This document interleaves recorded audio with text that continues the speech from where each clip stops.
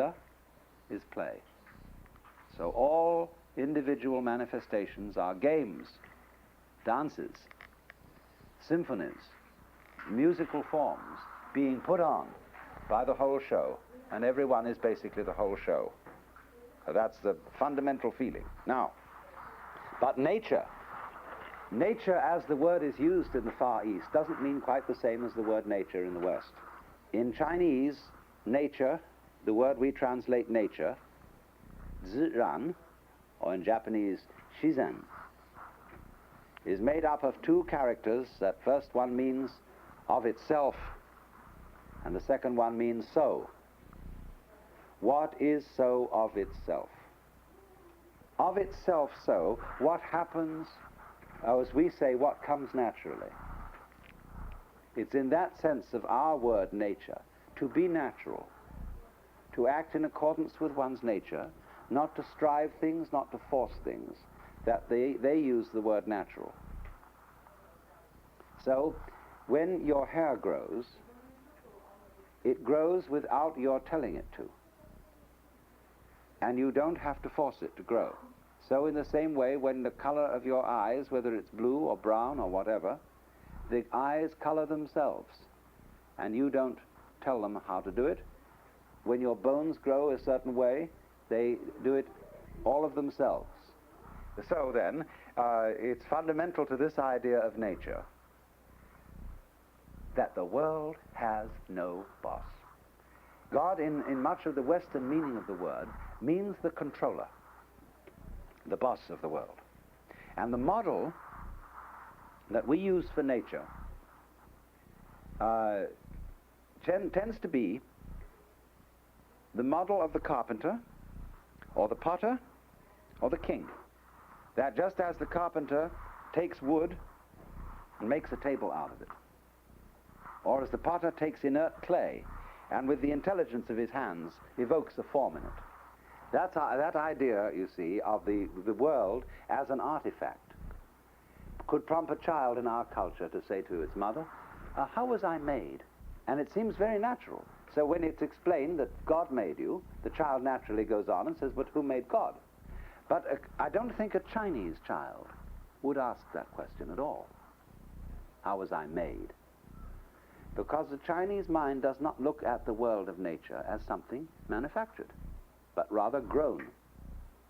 The character for coming into being in Chinese is based on a symbol of a growing plant. Now, growing and making are two different things. When you make something, you assemble parts, or you take a piece of wood and you carve it, working gradually from the outside inwards, cutting away until you've got the shape you want. But when you watch something grow, it isn't going like that. If you see, for example, a fast motion movie of a rose growing, you will see that the process goes from the inside to the outside. It is, as it were, something expanding from a center. And so far from being an addition of parts, it all grows together, all moves all over itself at once. Because there is in Chinese philosophy no difference between the Tao, that is the word T-A-O, in Japanese do. There is no difference between the way, the power of nature, and the things in nature. It isn't, you see, when I stir up wind with this fan, it isn't simply that the wind obeys the fan. There wouldn't be a fan in my hand unless there were wind around. Unless there were air, no fan. So the air brings the fan into being as much as the fan brings the air into being. Lao Tzu, who wrote supposed to have written the Tao Te Ching, the fundamental book of the Taoist philosophy, he lived probably a little before 300 BC, although tradition makes him a contemporary of Confucius, who lived closer to 600. But he says in his book, the great Tao flows everywhere, to the left and to the right. It loves and nourishes all things, but does not lord it over them. And when merits are attained, it makes no claim to them. So the corollary of that is that if this is the way nature is run, not by government, but by, as it were, letting everything follow its course,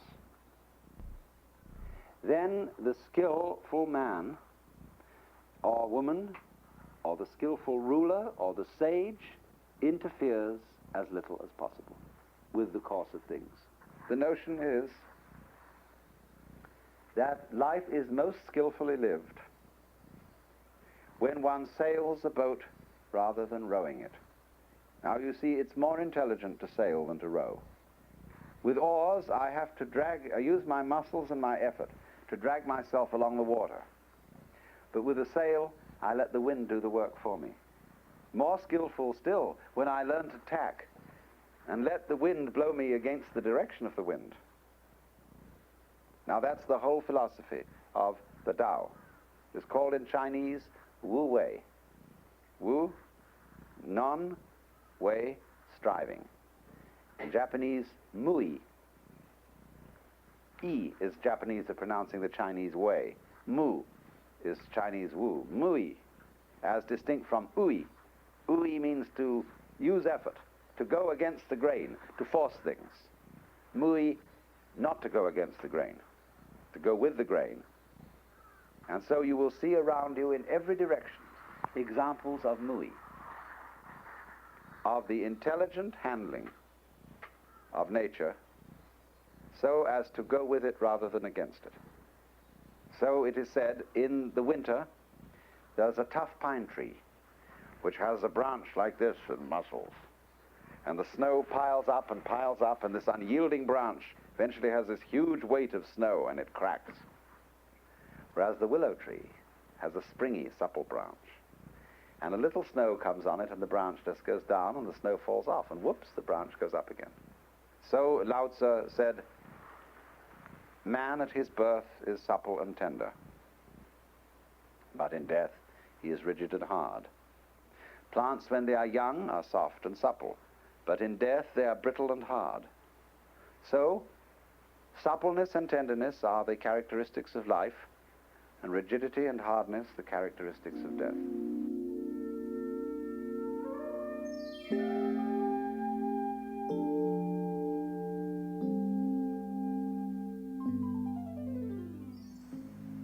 First point I've been saying is what they mean by nature. That it is something that happens of itself, that it has no boss. And the second point is that it does not, in the sense that it doesn't have a boss, somebody giving orders and somebody obeying orders. That leads further to an entirely different conception of cause and effect. Cause and effect is based on giving orders. When you say, something made this happen, it had to happen because of what happened before.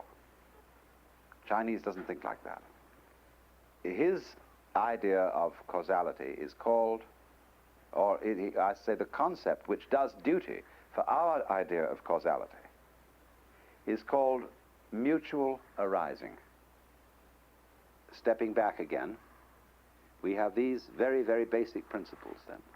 The world, as nature, what happens of itself, is looked upon as a living organism. And it doesn't have a boss, because things are not behaving in response to something that pushes them around. They are just behaving. And it's all one big behavior. Only if you want to look at it from certain points of view, you can see it as if something else were making something happen. But you do that only because you divide the thing up. So now you say, final question, is then nature chaotic? Is there no law around here? There is not one single Chinese word that means the law of nature as we use it. The only word in Chinese that means law as we use it is a word, zi. And this word is a character which represents a cauldron with a knife beside it. And this goes back to the fact that in very ancient times, when a certain emperor made laws for the people, he had the laws etched on the sacrificial cauldrons, so that when the people brought the sacrifices, they would read what was written on the cauldrons. And so this word Z. But the sages, who were of a Taoist feeling at the time when this emperor lived, said, you shouldn't have done that, sir. Because the moment the people know what the law is, they develop a litigious spirit. And they'll say, well, now, did you mean this precisely? Did you mean that precisely? And we'll find a way of wangling around it. So they said that the nature of nature, Tao, is Wuzi, which means lawless, but in that sense of law. But to say that nature is lawless is not to say that it's chaotic. Now, the Chinese word here for the order of nature is called in Japanese Ri, Chinese Li. Ri, a curious word. It originally meant the markings in jade, the grain in wood, or the fiber in muscle. Now, when you look at jade, you see it has this wonderful mottled markings in it. And you know somehow, and you can't explain why, those mottlings are not chaotic. When you look at the patterns of clouds, or the patterns of foam on the water, isn't it astounding? They never, never make an aesthetic mistake. Look at the way the stars are arranged. Why, they're not arranged. They're just like, they seem to be scattered through the sky like spray. But would you ever criticize the stars for being in poor taste? When you look at a mountain range, it's perfect. But somehow, this spontaneous, wiggly arrangement of nature is quite different from anything that we would call a mess. Look at an ashtray full of cigarette butts and screwed up bits of paper. Look at some modern painting where people have gone out of their way to create expensive messes. You see, they're different. And this is the whole joke, that we can't put our finger on what the difference is, although we jolly well know it. We can't define it. If we could define it, in other words, if we could define aesthetic beauty, it would cease to be interesting. In other words, if we could have a method which would automatically produce great artists, anybody could go to school and become a great artist. Their work would be the most boring kind of kitsch. But just because you don't know how it's done, that gives it an excitement. And so it is with this. There is no formula, that is to say, no tse, no rule, according to which all this happens. And yet it's not a mess. So this idea of Ri, you can translate the word Ri as organic pattern. And this Ri is the word that they use for the order of nature instead of our idea of law, where the things are obeying something. If they are not obeying a governor in the sense of God, they are obeying principles, like a streetcar. Do you know that limerick? There was a young man who said, damn. Wait a moment. For it certainly seems that I am a creature that moves by indeterminate grooves. I'm not even a bus, I'm a tram. So that idea of the iron rails along which the course of life goes is absent here. And that is why, basically, this accounts for Chinese and Japanese humanism.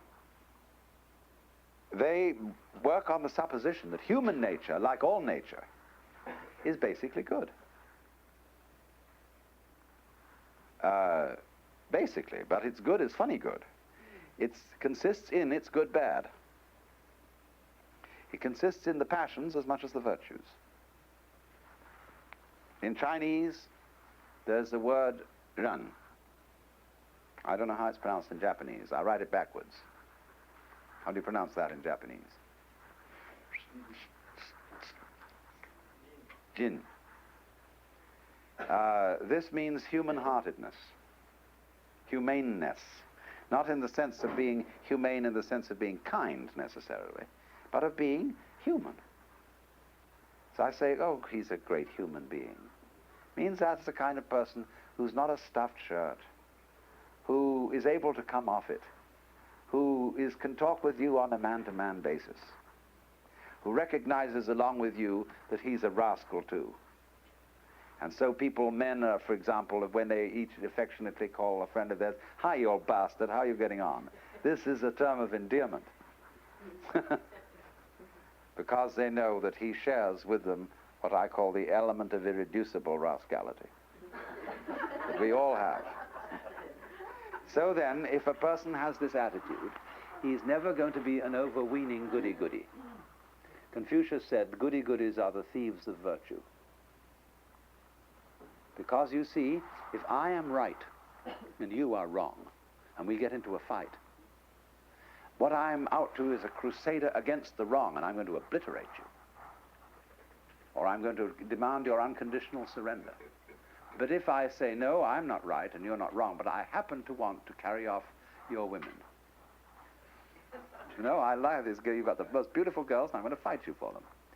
But if I do that, I'm going to be very careful not to kill the girls. In modern war, we don't care. The only people who are safe are in the Air Force.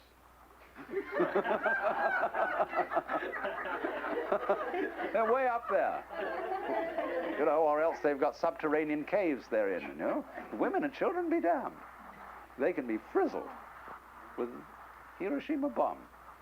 But we can sit in a plane and be safe. So this is inhumane because we are fighting ideologically instead of for practical things like food and possessions and being greedy. So that's why the Confucian would say he trusts human passions more than he trusts human virtues, righteousness, goodness, principles, and all that highfalutin abstractions. Let's get down to earth. Let's come off it. So then, this is why the kind of man in whom the kind of nature, the kind of human nature, in which trust is put.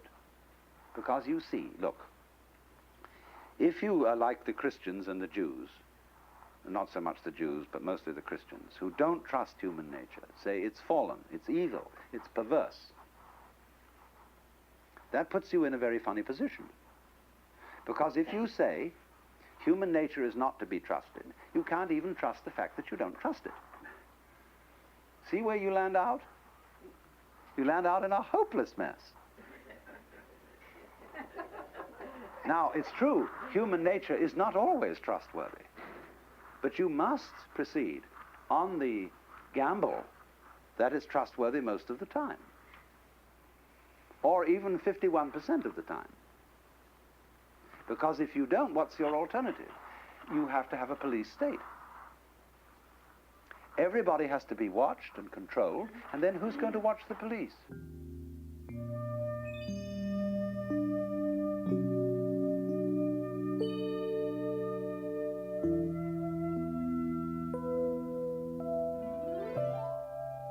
A great deal of what we have done by way of technological development is based on the idea that man is at war with nature.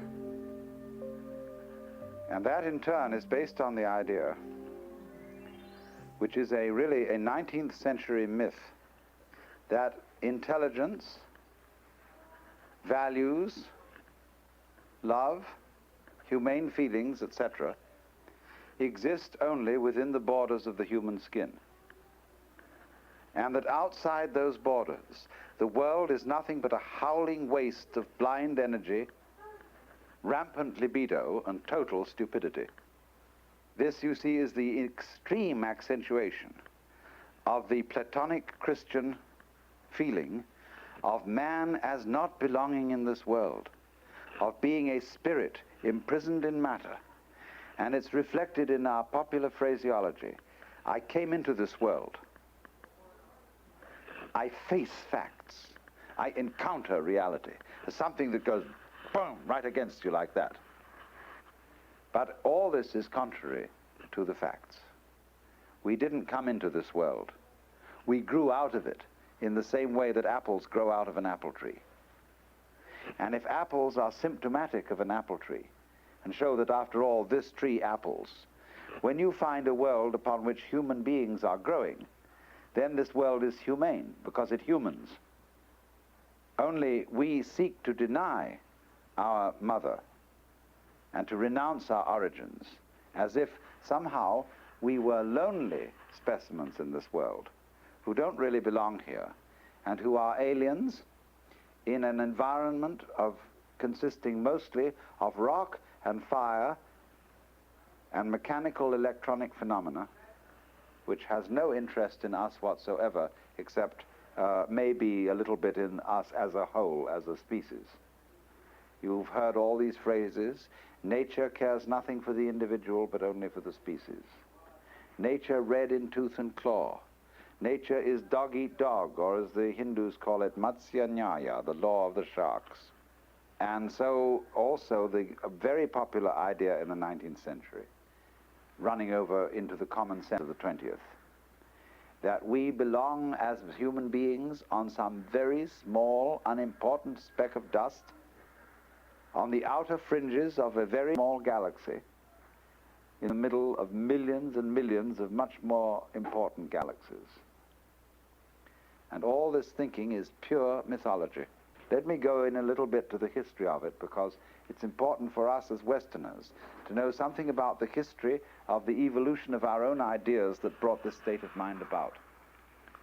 We grew up as a culture in a very different idea, where the universe seen as something in which the earth was the center, and everything was arranged around us in the way that we, of course, as living organisms, naturally see the world. We see it from a center, and everything around us.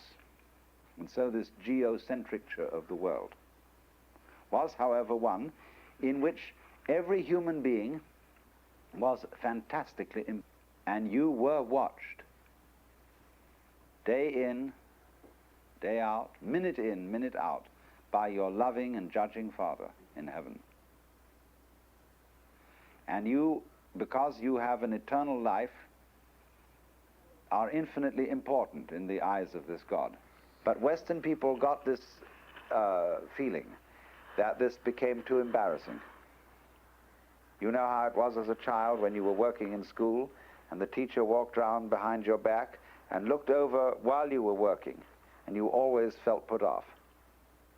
And so in exactly the same way, it's embarrassing to feel that your inmost thoughts and your every decision is constantly being watched by a critic, however beneficent and however loving that critic may be. That you are always under judgment. To put this to a person is to bug him totally. So, it was a great relief for the Western world when we could decide that there was no one watching us. Better a universe that is completely stupid than one that is too intelligent. And so it was necessary for our peace of mind and for our relief that during the 19th century particularly, we got rid of God. And found then that the universe surrounding us was supremely unintelligent, and was indeed a universe in which we as intelligent beings were nothing more than an accident. But then, having discovered this to be so, we had to take every conceivable step and muster all possible energy to make this accident continue and to make it dominate the show. So the price which we paid for getting rid of God was rather terrible. It was the price of feeling ourselves to be natural flukes in the middle of a cosmos quite other than ourselves, cold, alien, and utterly stupid, going along rather mechanically on rather rigid laws, but heartless. Now, so this attitude provoked in Western man a fury to beat nature into submission. And so we talk about war against nature.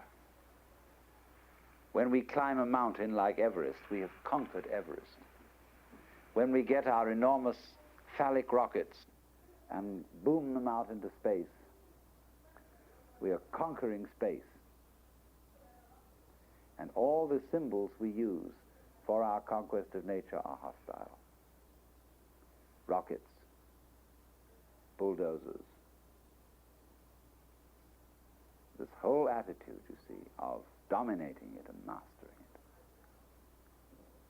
Whereas a Chinese person might say, when you climb a high mountain, you conquer it. Well, why this unfriendly feeling? Aren't you glad the mountain could lift you up so high in the air so as to enjoy the view? So this technology that we have developed in the hands of people who feel hostile to nature is very dangerous. But the same technology in the hands of people who felt that they belong in this universe could be enormously creative.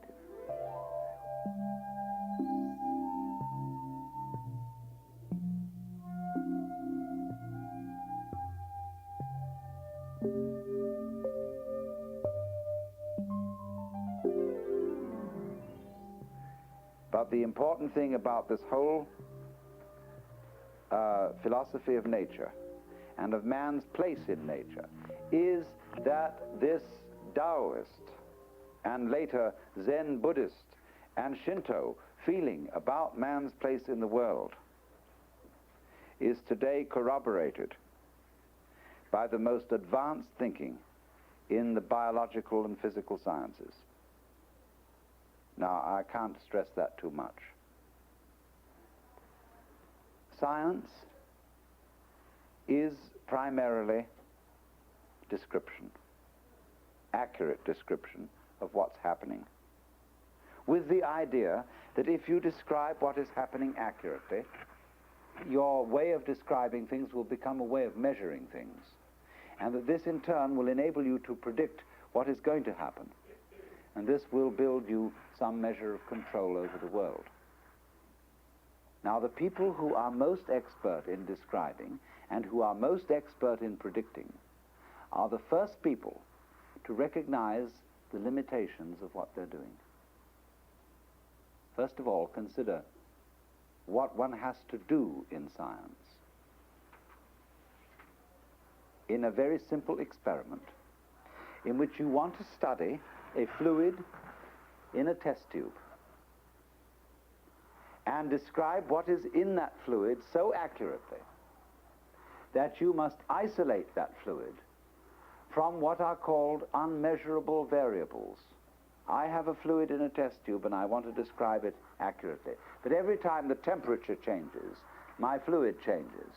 So I want to keep it free from changes of temperature. This already implies an air conditioning system. Also, I don't want my fluid to be jiggled, because that may alter it. So I've got to protect it from trucks that go by the lab. And so I have to build a special bump-proof room where trucks won't jiggle it. Also, I have to be very careful that when I look at this fluid, I won't breathe on it and affect it in that way, and that the temperature of my body as I approach it won't alter it. And I suddenly discover that this fluid in a test tube is the most difficult thing to isolate in all the world, because everything I do about it affects it. I cannot take that fluid in a test tube and take it out of the rest of the universe, and so it's separate and all by itself. A scientist is the first to notice this. Furthermore, he knows not only that it is his bodily approach that alters things. He finally discovers in studying quantum theory that looking at things changes them. So when we study the behavior of electrons and all those subatomic particles, we find out that the means we use to observe them changes them. So that what we really want to know is, what are they doing when we're not looking at them? Does the light in the refrigerator really go out when you close the door? So what all that is telling us is you cannot stand aside as an independent observer of this world, because you, the observer, are what you're observing. Now, how will you say what an ant is doing without describing, at the same time, the field or the environment in which the ant is doing it? You can't say that an ant is walking if all you can describe is that this ant is just wiggling its legs. You have to describe the ground over which the ant is walking to describe walking. You have to set up directions, points of the compass. And so you soon discover that although you thought you were talking about an ant, what you're actually talking about is an ant environment, a total situation from which the ant is inseparable. So too, human behavior involves, first of all, the description of the social context in which human beings do things. You can't describe the behavior of an individual except in the context of a society. You have to describe his language. Indeed, in making a description, I have to use language which I didn't invent. But language is a social product. Then beyond human society, there is the whole environment of the birds, the bees, and the flowers, the oceans, the air, and the stars. And our behavior is always in relation to that enormous environment. This gives us at first, as Westerners, a sense of frustration, because we say it sounds fatalistic.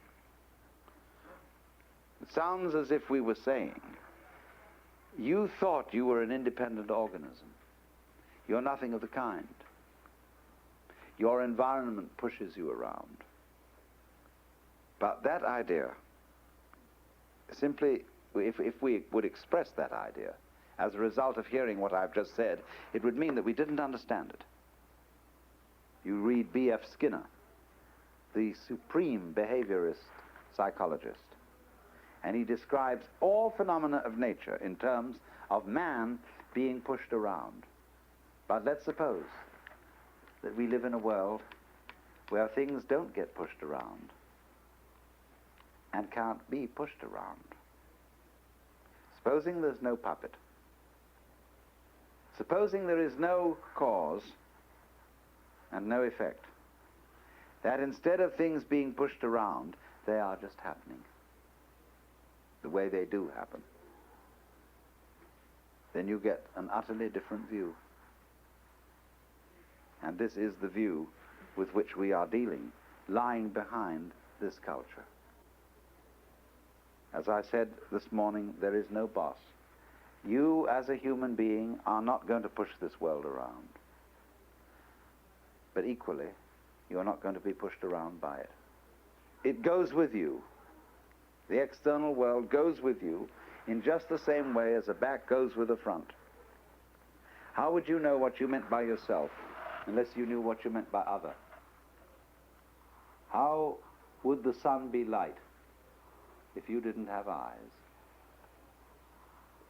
How would vibrations in the air be noisy if you didn't have ears? How would rocks be hard if you didn't have soft skin? How would they be heavy if you didn't have muscles? So that the way you are constituted, the way your organism is formed, calls into being the phenomena of light and sound and weight and color and smell. There is a koan in Zen Buddhism. What is the sound of one hand? There's a Chinese proverb which says, one hand does not make a clap. So if two hands clap, make the clap. What is the sound of one hand? You see? What a silly question. And yet everybody is trying to play a game in which one side will win. And there can be one hand clapping to get rid of the opposite. Light get rid of darkness. Most of you, I am sure, here, on the whole, identify yourself with the nice people. In other words, you live fairly respectable lives, and you look down upon various other people who are not nice. And there are various kinds of not nice people. In Sausalito, where I live, they're called beatniks. They're people who wear beards and who live along the waterfront and who don't follow the ordinary marriage customs and who probably smoke marijuana instead of drinking alcohol, because alcohol is the drug for nice people. Now, what the nice people don't realize is that they need the nasty people. Think of all the conversation at dinner table that you would miss if you didn't have the nasty people to talk about. How would you know who you were unless you could compare yourselves with those who are on the out? How do those in the church who are saved know who they are unless they have the dam? Why, St. Thomas Aquinas let it out of the bag and said that in heaven the saints would look over the battlements of heaven and enjoy the just sufferings of the souls in hell. Jolly, won't it be, to watch your sister squirming down there while you're in bliss? But that was letting the cat out of the bag, because the in-group can't exist without the out-group. Now, in my community in Sausalito, where the out-group are sort of beatniks, they, in their term, know that they are the real in-group, and that up on the hill, those squares who are so dumb that they waste all their days earning money by dull work to buy pseudo-riches such as Cadillacs and houses with mowed lawns and wall-to-wall carpeting, which they despise.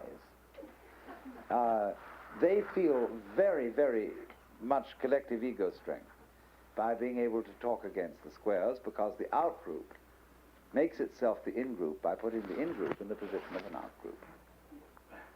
But both need the other one. This is the meaning of saying, love your enemies and pray for them that despitefully use you, because you need them. You don't know who you are without the contrast. So, love your competitors and pray for them that undercut your prices.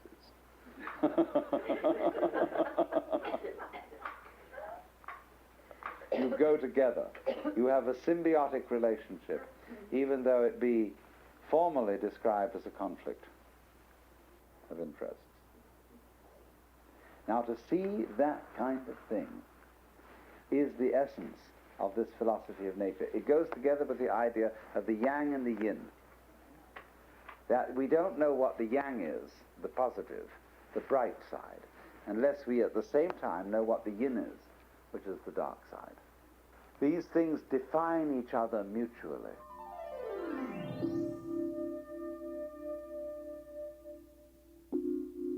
Well now, if I say it in words, you can probably follow my meaning and realize that all this is very true from a theoretical